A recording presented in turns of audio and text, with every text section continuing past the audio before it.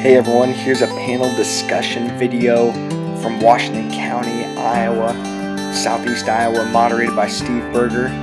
We're talking soil health and cover crops with Darrell Steele, Stout, Michael Vittetoe, and myself, Mitchell Hora.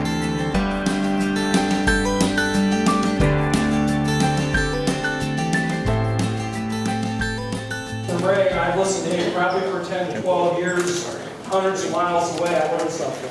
And I learned something new again tonight. And I think it's really important. You know, we try to cover cropping ourselves, and it's a long-term prospect, and we just learn it's by individuals, it's by events, single events like this that get started. So I think the way I'm going to get started here, I've got a panel of Washington County farmers with a lot of experience, very well-known farmers that have been no-tilling a long time and starting cover crops. They've done a very good job. We got Darrell Steele here.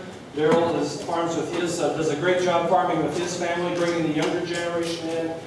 They come up to my place. They're very meticulous. They see things I don't see. His daughter Jenna and their son-in-laws do a great job. They've been cover cropping the last several years. Here we got Stout, an Iowa master farmer. He writes one of the guys that does the timely tips. So he's used to answering a lot of questions. And we've got our youngest couple here. We got Michael Vittetoe, probably the closest one here. They just farm a few miles down the road, right, Michael? Yep. And then we got Mitchell Hora. Mitchell is probably the youngest one we have here. Very well-known family here in the county, and done a lot of no-till. I remember your Uncle Greg was doing a lot of no-till beans maybe 30 years ago. So we do have a lot of history. Mitchell has got his own business started. He's doing soil tests now, the Henny test. He's going to be a senior at Iowa State, right, Mitchell? Just graduated. Congratulations.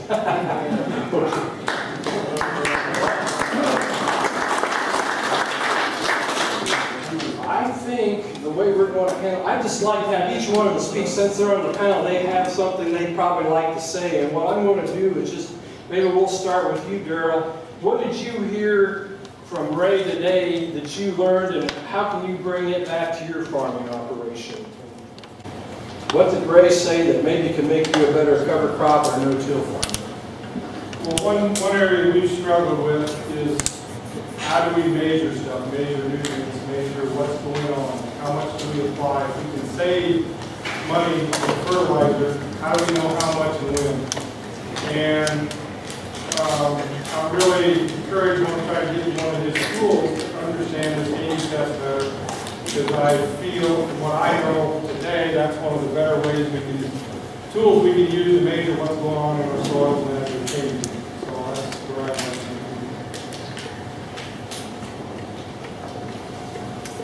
What did you learn today, Rob, that you didn't know when you showed up tonight? I learned that I don't know what I didn't. Then I knew it. I guess we probably need to look at more multi-species coverage in this way for tree tops. About that. Mostly cereal live and done a little bit of multi-species, just a couple of trees. Ride back a little bit and add some other things in there to get a little more diversity. Diversity in the coverage is probably the most important thing.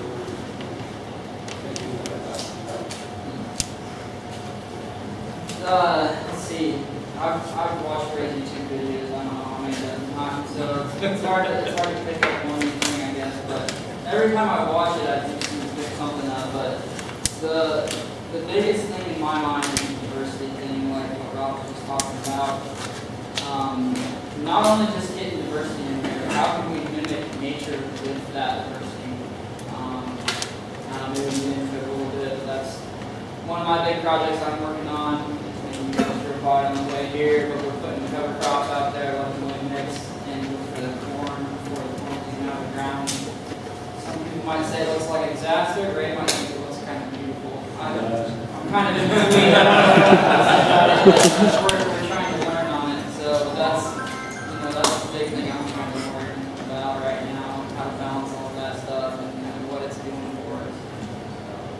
The one thing that impresses me with Michael is he's doing a lot of intercropping or doing species that are planted in that B4 to B5 and trying to introduce different timings to the growth. Okay, good for you. I'm just in monoculture. I'm just doing cereal rye. I've done it a long time, but I know I need to get the diversity in there, and so it's kind of an inspiration to me. Lauren Steinlog, the farmer in Northeast Iowa, is doing a lot of this interseeding, and Michael's kind of bringing it south here to Washington County. And I think it's really important that, we get a peer group like this kind of working in the neighborhood, so I appreciate what Michael's doing. So, Mitchell. Definitely a big thing that hits me from right today is definitely the diversity thing, but tying in those the microbial diversity as well. Trying to get that working. I thought we were doing better just by eating at cover crops, but we got a long ways to go. Michael's definitely trying to pave a path for us, so tagging off of some of what he's doing, making baby steps, trying to get there.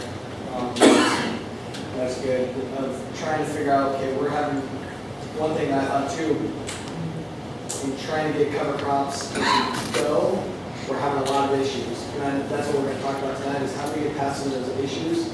So we're going to have to be able to work together to get not only one crop to work, but multiple species to work. So that's where an effort like tonight hopefully can really get that started for Southeast Iowa. Great. Mitchell has been doing a lot of soil tests in our farm, about once a week on 16 different plots? Yeah, so we've been getting the Haney test done, so we've been gathering a lot of data.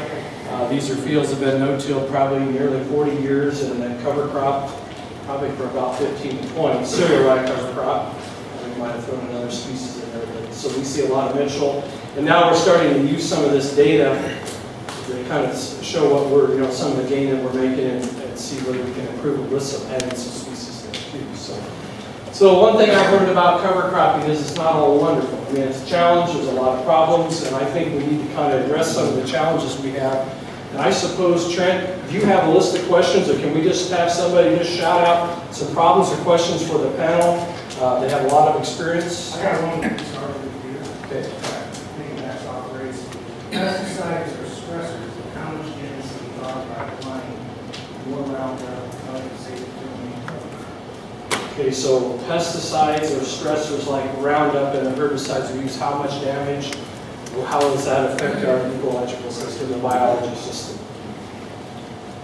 I'll take Go ahead, Michael. Just going to kind of copy what Ray was talking about earlier today, hanging out, but the big thing, I've never heard this before, put this way, I guess. Everybody knows Roundup glyphosate translocates within the plant, that's how it works. That's why we don't need 25 or 20 gallons per acre. But when it does that, it goes clear down to the root system, and then it goes out through the roots. So we saw in the video, the exudates and everything, that's what feeds the biology. So we're feeding our biology that Roundup. I haven't thought about that. We use a lot of Roundup on our farm. Something to think about. It's something that I was not a big fan of once I heard it, and making steps to kind of phase that out. But yeah, all herbicides, pesticides, everything kind of stress the entire environment. So we can eliminate it and try and do that.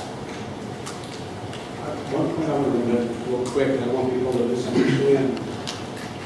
The body, thank goodness our natural system can handle stressors. But what we're saying is we can be wise with those chemicals. I think one of the things that really concerns me is if you spray the weeds and control them, and you try not to do these huge blanket things with Roundup that gets taken up by the corn. Because if it gets taken up by the corn, the evidence in Europe shows the plant takes it up, the animal takes it up, we take it up. In fact, they have a certain amount of parts per million in the urine. So if you have a weed patch in the back of your yard, go pee on it. But I'm not kidding. I think we all have it. I'm just being honest with you. But what I'm getting at is if we use more diversity and be more wise with it, roll, be more mulch covers, we can reduce it and mix our chemistry a little bit. And that really makes a huge difference in how we do business. Because I'm telling you, the more you take away some of those tools, the better manager you have to be. So you just got to remember that. Darrell, I know you're working a lot with glyphosate Roundup, and I also know you're incorporating paraquat or the naloxone. you have some comments on the differences you've seen? This is the first year we tried Vermont zone. We did it on about 300 acres. Got along really well with it. I liked what it did. It seemed like the leaf tissue disappeared quicker of the rye, and the stem we terminated of going to corn on the Vermont zone about 16 inches, probably was an average on it. And the leaf tissue disappeared and the stem was still standing. It looked like we went through there with a comb. So when we planted it, we didn't have a lot of the residue or the rye. We didn't have to fight a lot of that. Now eventually it fell down, and then some of it we had to fight on planting. But I like the Vermont zone. We got along well. It's a disadvantage. It needs coverage. It's a contact killer. And you need gallons per acre, and that's a disadvantage. I mean, we ran 25. I was kind of scared. I think I could back it off a little bit, but I ran 25-gallon water acre, and that's a lot of water. And changed the tips, so we had finer or medium-sized droplet to get better coverage. And got along good. I will probably use it in the future. I don't know if I'm going to switch totally to it right away, but it's just another tool in the toolbox. So Mitchell, if I would have a plot comparing the gramoxone to glyphosate, would I see a difference in my soil health scores? Have you seen anything? I've got a plot out in western Iowa where I've done exactly that with a couple guys, pending the results right now, and excited to get some of those out. It's nothing too extensive. We put there's 9 different treatments. Liberty, Roundup. We did not have gramoxone, but we had some chemical from Australia. We had Headline. We had AMS. A couple different things. And looking at how did that affect microbial activity. Initial data that got back, it looks pretty good. We're going to do some analysis on that, so I'll have a better answer soon.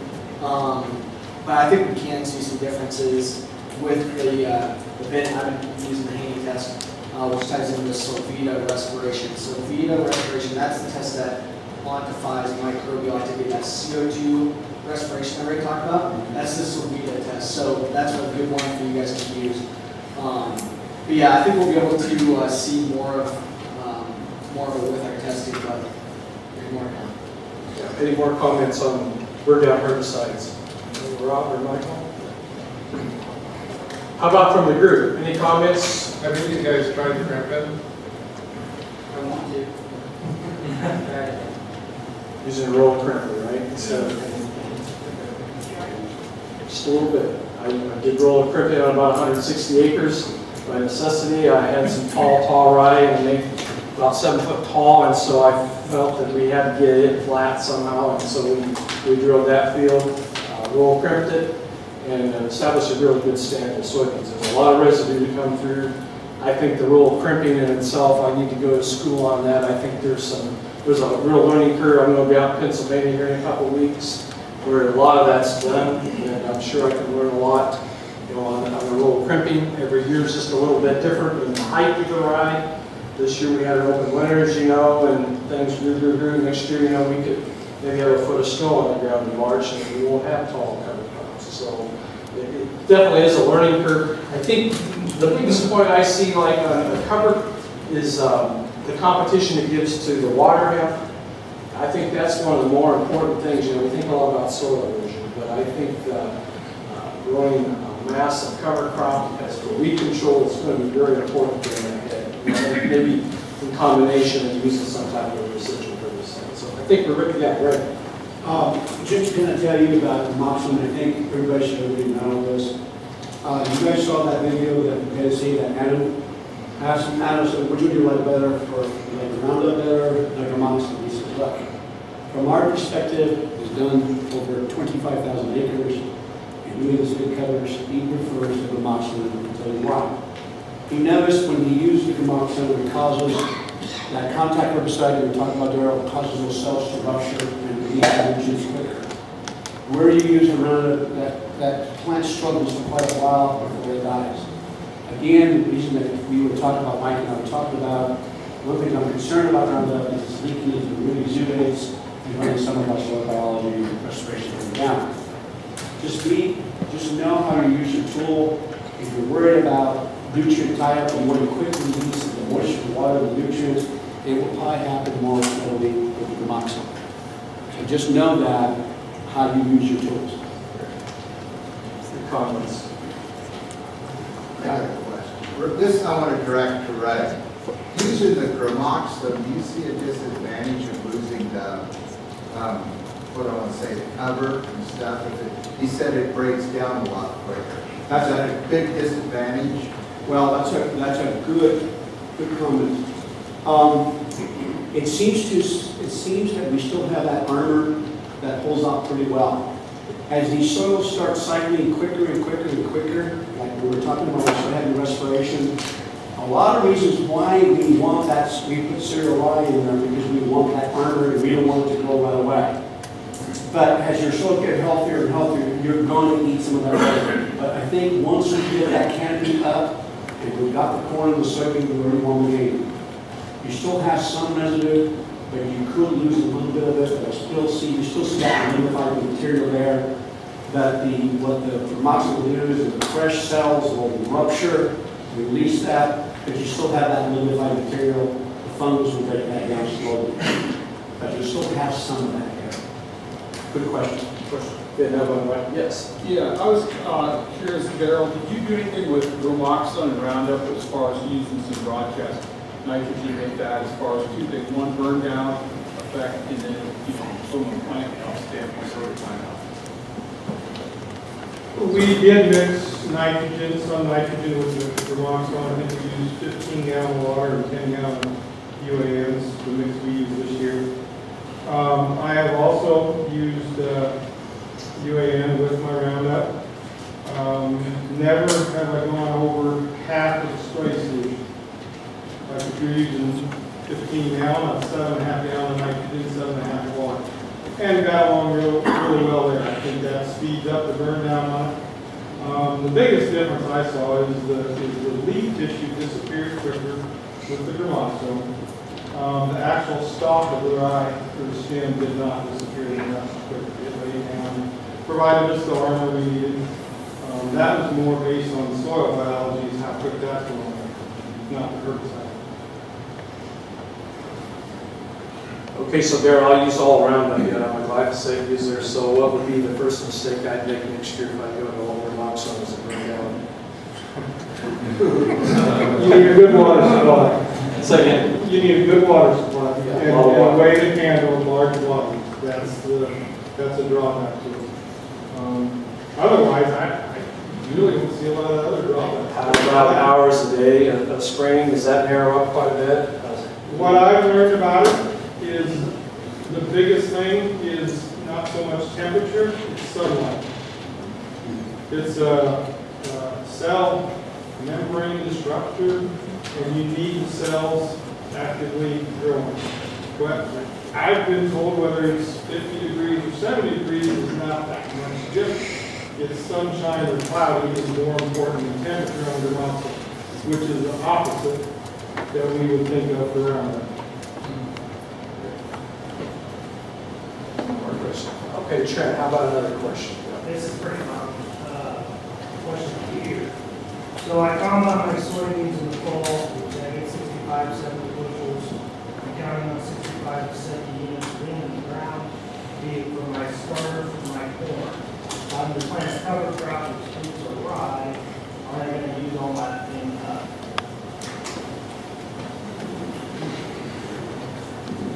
That cover crop's going to definitely take in the nitrogen. It will recycle that later. But yeah, it's going to take it up, and then the microbes are going to work on it. So it's a whole nutrient cycling thing. But in our case, we found when we started using cereal rye as a cover crop that we needed to split our nitrogen up a little bit. We usually put it down at least 3 or sometimes so we can have a little bit there early and a little bit right after planting, so that it's got enough to get it to the time of year where it's maybe June, July, where it's really the big cover crop and microbes releasing all the nitrogen. So you don't need more nitrogen, you just might need to spread it out a little bit. If you're trying cover crops or different mixes, ease into it. Go really slow and learn about how much nitrogen is being tied up. I think that's a big piece that's missing from the cover crop research is how much is tied up, but more importantly, when do I get it back and how much do I get it? Corn before V6 only needs like 25 pounds of nitrogen, which is really not that much. But at V5, V6, when we're determining ear size, that we got to make sure that there's no stress there. It only needs a little bit of nitrogen. That little bit can really throw us off. And that's where you see the yellow corn, the carbon penalty. That's what it is. It's a nitrogen tie-up. And with this soil health test, we're able to quantify that. The C-N ratio, things get thrown off. So you've got to ease into it.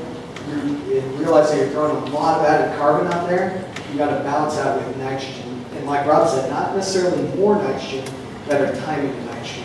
So a lot of these guys are using nitrogen with their planter. You can fix the C-to-N ratio in that, right where the seed is at, right where the seed needs nitrogen. That's a good way to let the microbes do their work in the larger spectrum of the soil. If you have good soil health, like some of these guys, they don't have to worry about it quite as much because they're going to be able to break that down. They're going to be able to release back the soils that are in balance. But if you got to ease into it and make sure that you're fixing that C-to-N ratio in the furrow and giving yourself time to be able to manage all that added carbon. So Darrell, after the big, yeah, keep plant light too. If you don't have as much out there, then you don't have as much to deal with. Michael's got some stuff like 25 pound variety.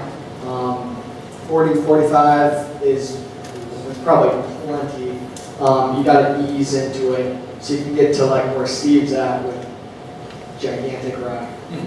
It depends on what your goal is. And if your goal is erosion control, like a lot of you guys, you take it easy.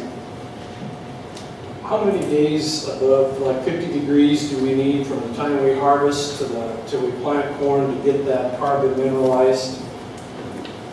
Is it like about 6 weeks, Darrell? What's that rule we use? I got this from the corn college down there, Ken Berger, and he was talking about going corn on corn, the carbon penalty fast. And he said 60 days at 60 degrees soil temperature with the proper amount of nitrogen for the biology to break down and take care of the carbon penalty. That was the guideline on that. So, rye, how thick it is and everybody out. The size, there's a lot of variables as to what your carbon penalty is going to be. And that's why trying strips and experimenting yourself is the best way. What the biology is on your system. If you have a history of a lot of manure, you probably got more biology out there. All those factors, one thing I've learned is to be successful, and I'm trying, I'm still learning every year, you need to learn it yourself. It's hard to copy someone, the procedure by procedure, whatever someone is doing. It's just hard to copy. At first, there's a couple things I tried copying what Steve did. It didn't work. My soils weren't ready to do what his stuff is doing because of the length of time, the biology, and everything else. So that's why easing into it, learning how your soils respond to this stuff is, I think, the most successful way to do it. I want to make a comment here. Please keep in mind, folks, soils never stop mineralizing. They do it all the time. So if you leave a soybean field and you leave it there, you're going to lose a good portion of that nitrogen. You want that nitrogen in the body of a microbe and the body of a living plant. Catch and release. You want to catch all those nutrients so you can release it to the next plant, your corn, the following year. If you do not catch it, you've got to be able to keep the nitrogen in the body of a microbe or a plant. You don't want leaky systems. That's why the cover.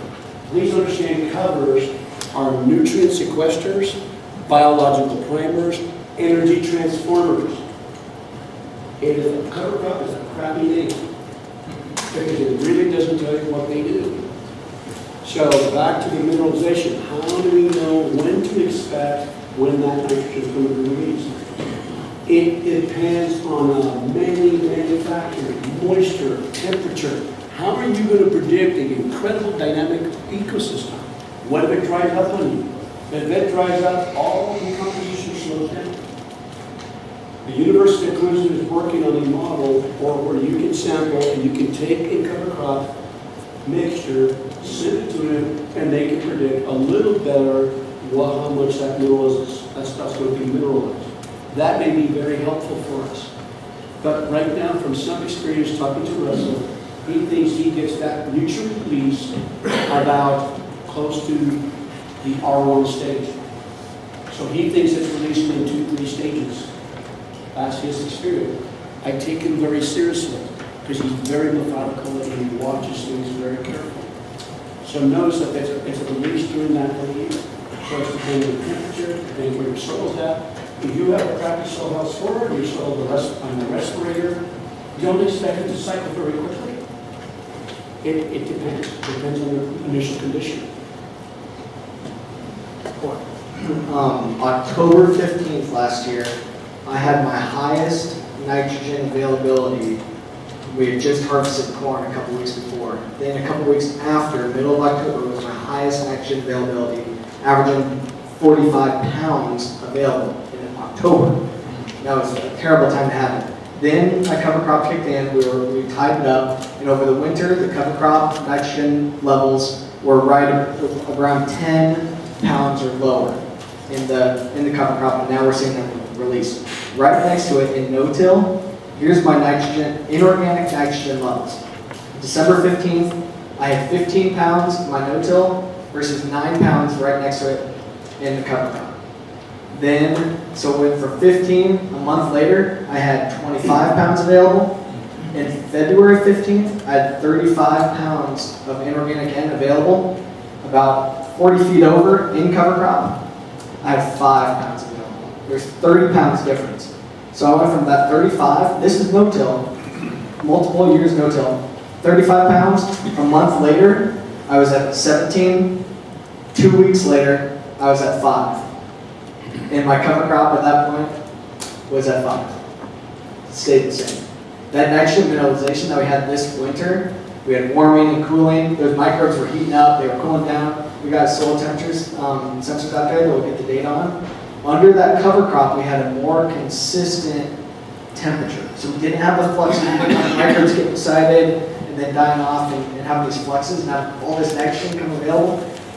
So exactly what Ray's talking, it happens right here, and that was huge. And available also means leachable. Leachable, because this is nitrate, that was mostly nitrate. Right. And then it went from 35 down to 5 in a month and a half, month and a half, that's gone. And that's April 1st, it was down to 5. This is soybeans this year. We had 35 pounds available, and now it's gone. And then from April through June, both level, cover crop and no cover crop, didn't get above 10. So we were at 35, all the way down to less than 10, and it stayed there throughout the spring. So it's gone. Michael, do you want to weigh in there? Just an analogy to think about your mineralization and cover crop use. Ray said the mineralization doesn't shut off. So imagine that's your faucet in your bathtub, and that your bathtub is your cash crop, catching all of your nitrogen that's being mineralized. You go harvest, you tear your bathtub out. So now you've just got nitrogen spilling all over your house. So we've got water quality issues that stem from that problem, and we're doing a lot of things to try and fix it, but a lot of them equate to shutting the door in your bathroom and just letting your bathroom fill up with water. It's not really fixing anything. So trying to put that cover crop out there, or pushing that cover crop out there, is getting your bathtub reinstalled instead of just shutting the door. Well, I think it's an important subject. Managing the carbon nitrogen, I think, is the one key that's really helped us. I mean, it made us a lot better no-till farmer. I think it's, with all the carbon out there trying to be reduced with the microbes and stealing it temporarily from that corn. That's why it goes through that yellow crappy stage. Oh, it's a no-till field. And it's short of nitrogen. It's not allelopathy in my mind. I don't know how Ravenfield. I feel the same way. Yeah, I think it's a nitrogen, and I had 80 pounds of nitrogen on right next to, I had a 2x3 set up on my corn plant, and I still went through that yellow phase in my corn. That corn was short of nitrogen. Well, how could that be when I had 80 pounds of nitrogen right next to it? Well, that plant was telling me that it was short of nitrogen. It's because we had a high carbon. We had to get that nitrogen problem cured a little sooner, like right after the combine in the fall. And just know that every season's going to be different. You get a warm, wet fall, you're going to speed up that mineralization, as opposed to if you have a cold, dry fall where there's not much going on. You're going to have to make up for that in the spring in getting that carbon reduced. And so the other thing, and then I'll let the panel weigh in, we can't solve all our problems by loading that planter up with nitrogen going to the field. By putting tanks and tanks and tanks on that corn planter tractor, thinking we can put our nitrogen on there. We need to start with other forms of nitrogen, spoon feed it like Rob said, starting off, maybe change when you put it on and the amounts. I'm still learning that, but I watched that crop. I'm trying to get Mitchell now to use the data so we can actually see what's going on in our nitrogen release. And so that's part of my learning process. But I think this is where I see a lot of farmers really kind of give up on the no-till. And then as you add cover crops, that's going to complicate the issue. It's going to make it better in the long term, but it also can complicate the issue of that competition with nitrogen from the corn plant. Steve, I want to make a quick comment real quick. Folks, if you do not understand carbon and nitrogen ratios, you better learn. You should not be farming if you don't understand them. I'm telling you, you've got to learn that. Go buy a simple soil test book, Go Soils book. You've got to understand that, or you will take a beating. You've got to know who's doing what. Learn carbon and nitrogen ratios, and do not separate them. Microbes do not function without both of them. Carbon is the food, nitrogen is the builder of the microbe. They grow together. You've got to understand that if you are farming, you have to know that. Microbes are going to get fed first. They're going to be fed first. They're going to steal it from the corn, and when they're happy, then the corn can get it. You want your seed ratio to be below 20 to 1 is the threshold of effort. Last year, our soil test results at V1, we averaged in the areas where we see the carbon penalty, like Steve said, the yellow, efficient-looking corn. It's most of the guys that are switching to cover crops. So that's when really the transition periods. That's a hard part. At V1 last year, areas where we saw the issues averaged a seed ratio of 70 to 1. Areas like Steve's and Rob's and Darrell's at the same time averaged 12 to 1. It's managing that carbon. Was huge. And side-by-side trials, that resulted in 20 bushel the acre loss for us last year. So that was direct development, and that was the big difference. You got a question up there? Well, I want to continue on the seed animals. One observation we've had is, and we struggled with this, we had some other look at corn 4 times one of the years, and we had 80 pounds of end of the plant. So I started studying that and trying to see what in the world was going on. And I just Googled one night, seed in of rye roots. And it was very interesting what I came up with. It was a study done by Dr. Sawyer at Iowa State before the people. And when you terminate the rye, the roots will have a seed-to-end ratio of 50 to 1. This is just below ground stuff, none of above ground. It's the below ground.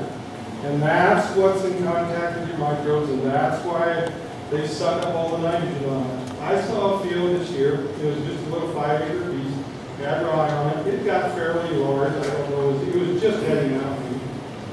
They baled it or chopped it, took all the rye off the top. All the carbon was going off the top.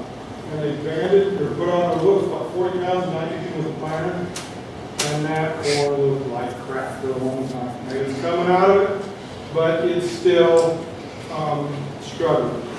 And that wasn't the above ground stuff that was giving the problem. It was the below ground stuff. And that's where we switched stuff around to manage the below ground carbon penalty better, and we like what we're seeing so far.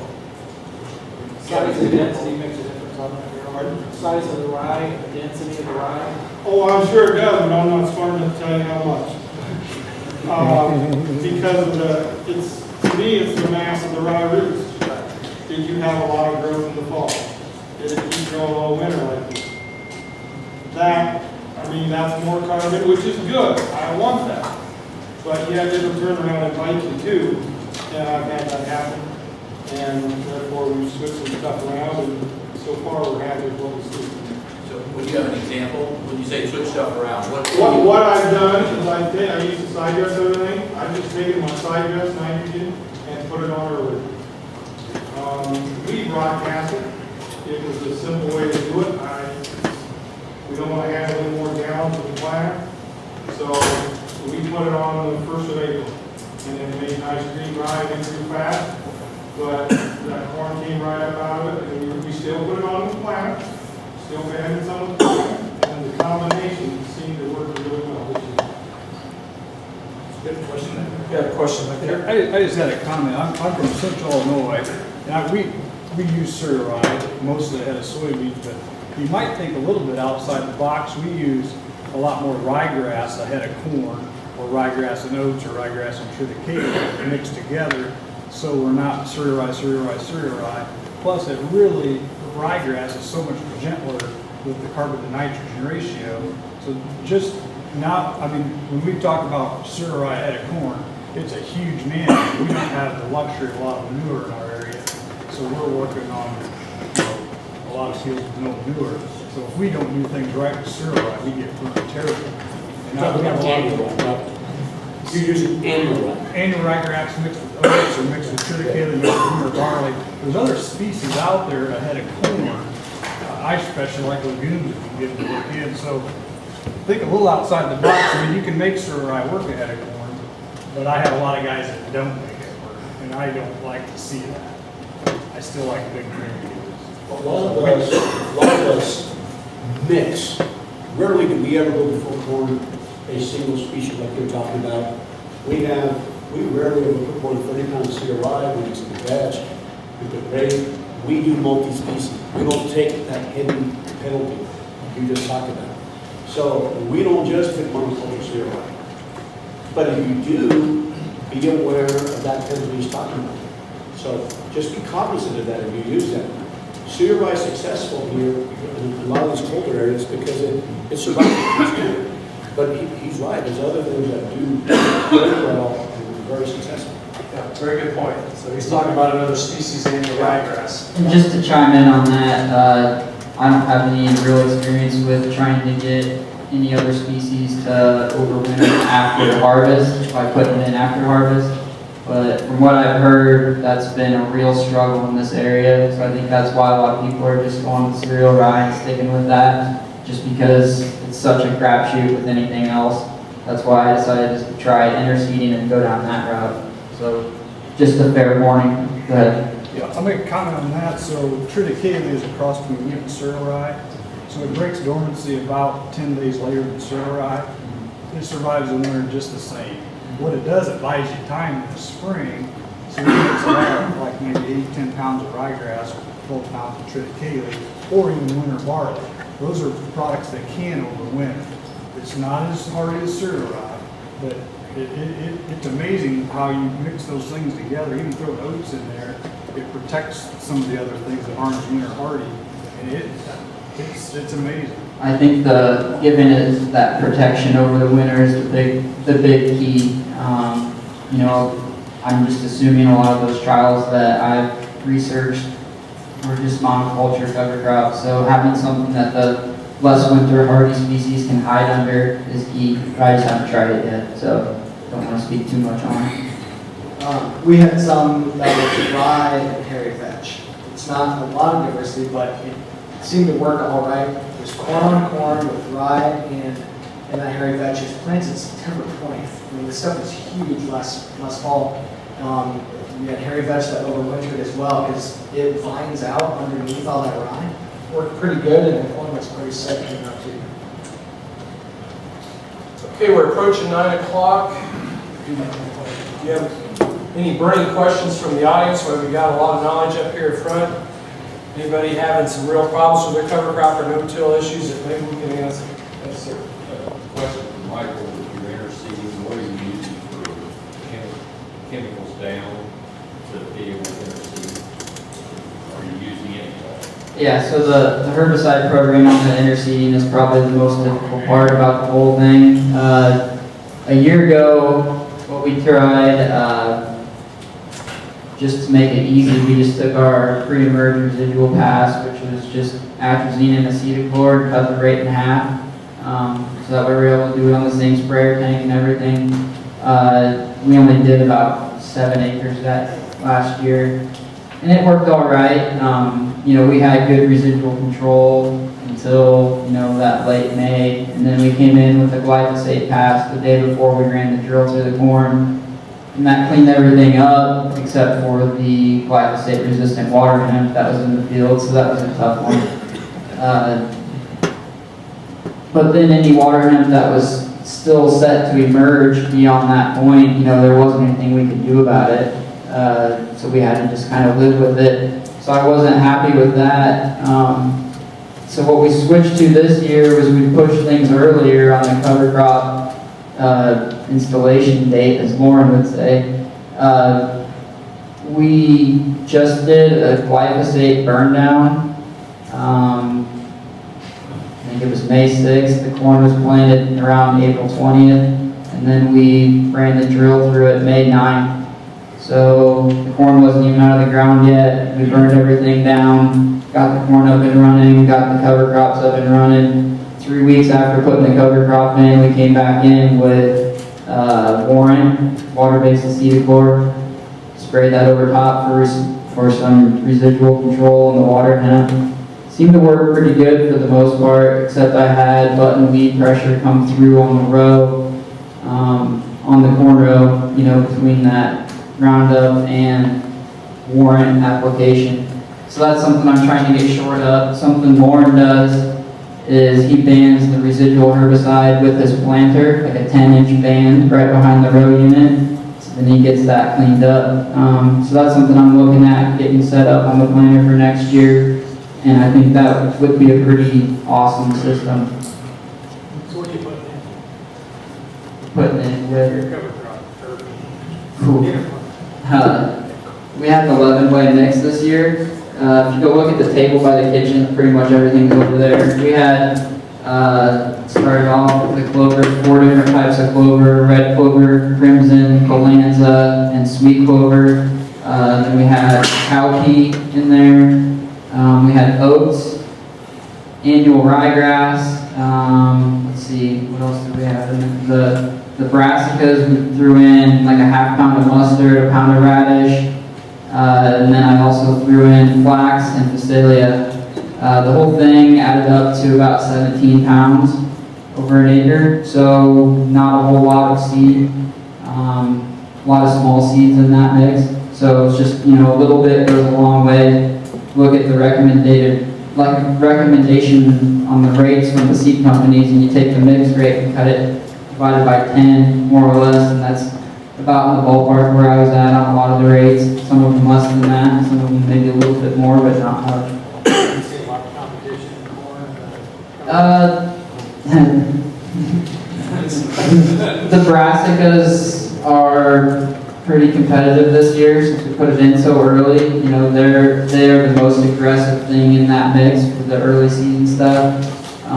Everything bolted. The mustard, the radishes, they all bolted, so they're flowering. The insects love it, but we're gonna have some seed put on by those things. Call it weed seed, call it insect food, call it whatever you want.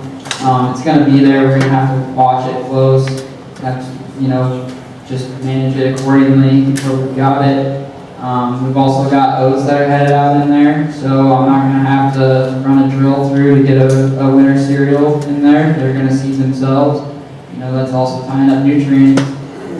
Mitchell's been running soil health tests in there. We're maybe running a little bit low on nitrogen right now. Corn still looks all right. We'll see. And the water, everyone You know, everyone thinks, oh, I've got all this other growth in there, it's gonna use up all my water. Well, as you guys all know, we've been pretty darn dry here for the last few weeks. And, you know, there's some places where the corn got dinged by the drill. You know, I wasn't able to get it right down the rows everywhere just perfect. In some places it was running right down the row. We had cereal rye that was still waist high in there, and the corn wasn't even out of the ground yet. So it's like, how do you know where the row's at in that situation? I've got some plans to figure that out in the future, but you know that caused some pretty big issues for us. You know, if you go drive by the field, it's right behind my house. If you know where I live, where my dad lives across the road, you'll see quite a bit of yellow up above the corn. That's the mustard flowering. It's not yellow corn, but the good thing is the corn, now with the rain, it's popping up through it, you know. I'm sure there's going to be a yield hit in that field, so I'm not going to try and say there's not, but, you know, that's why we're only doing 5 acres, not 500, you know, trying to figure this thing out. If we don't try anything, how are you going to learn what you can and can't do? And I mean, even along that line, a lot of people, when they're trying it, they're pushing the limits when they back it down. They're putting it in V2, V3. A lot of people say V6, V7. You know, they don't want to put it in early. Well, last year we were V4, V5, and everything got shaded out. We only had radish and rapeseed make it, so that's why I'm like, let's just push it earlier. You know, we're not backing our corn populations down for this stuff. We want that to be there right with everything else. You know, 35, 36,000. So. The biggest thing with all these questions, we gotta just do the trying and try not, like Michael is on 5 acres. And yeah, there's some issues, there's some logistical things we gotta continue figuring out, and that's gonna take some time. But we've seen some good benefits now too. The recent test in that in that interseed was our best microbial respiration. That Solvita respiration was the best in that one, and the organic carbon was the best in that interseed. So. Yeah, maybe there's some other issues, but we're getting some good benefits. Okay, so that's good. That's very impressive. Let's just have one more question. Right, I was waiting for this one to come. Okay, good. This will be our last one. Do any of the farmers that grow down 16 to 20 inch rye crop in spring have any bugs, worms, etc. trouble? So we try oats instead of rye. So insect trouble and cover crops, army worms. Some of the other guys probably have trouble. I have, and I've been doing it 8 years, and I don't put an insecticide in. Don't want to hurt the beneficials. And so I probably live on borrowed time, because I know there's a lot of people have trouble with armyworms in the past. But I'm good with it. Some of the guys have had a problem. Yes, we've had problems.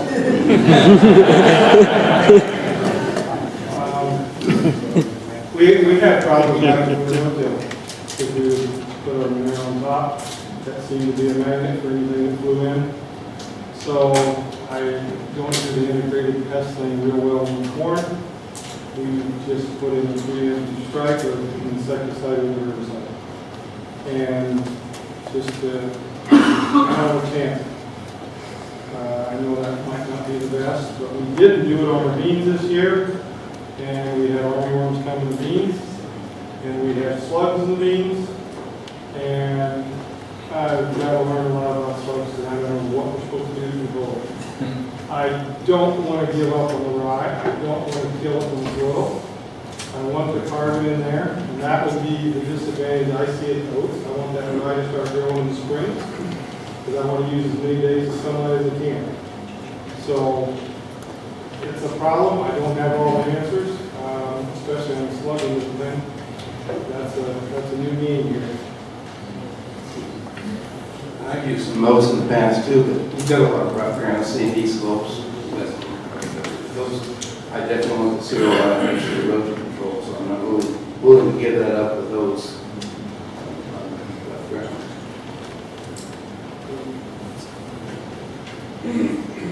I don't have a whole lot to add. We haven't had any armyworm pressure yet.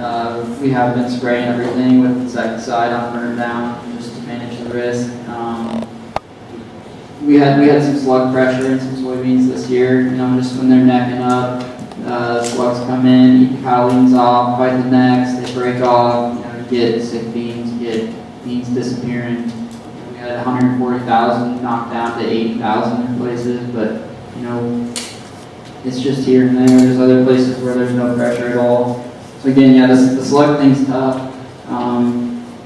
Something that we've been thinking about is trying to have something living out there after you kill the rye, other than your soybeans, something that's kind of a sacrificial crop. Maybe put some oats out there at the same time as your beans. Get the slugs like that instead of your beans, or along with it, maybe it'll mitigate the damage. We don't know, just thinking outside the box instead of spraying everything with insecticide and trying to kill it. Maybe put something out there that's living instead. I've been doing cover crops, multi-species, and you were talking about your oats going to seed and your mustard going to seed. My bean fields usually have something else growing out in them until they do a final pass. So I think you get a seed bank filled up in the soil after these cover crops go to. The neighbors get nervous for you. So maybe it takes a little time is the key point there. I like seeing 4-foot sunflowers next to their, you're not gonna kill them. I really hope I can get some volunteer clovers in there. That way I wouldn't even have to run the drill through it, and it's just an automatic interseeder for me. But that's probably a pipe dream at this point. So. Maybe a delayed kill on the rye, did somebody mention that? Let your soybeans emerge and leave that rye grow? I'll pipe in, I guess. We had some pretty serious slug issues late.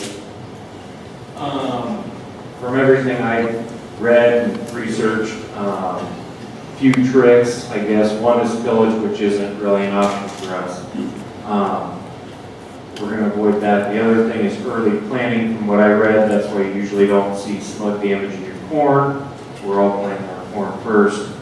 That's why we're seeing it in our beans, especially some of ours were super late planted beans. So next year, those fields will definitely put to the early plant list for us to try.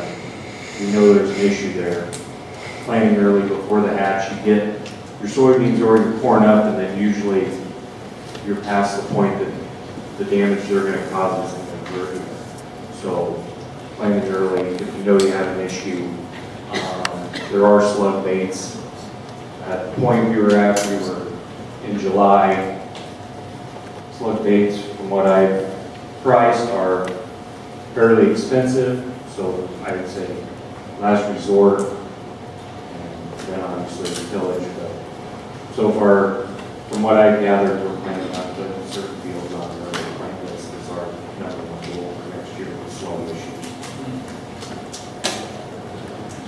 Okay, I think this is a pretty good time to wrap it up. I would like to thank our panel.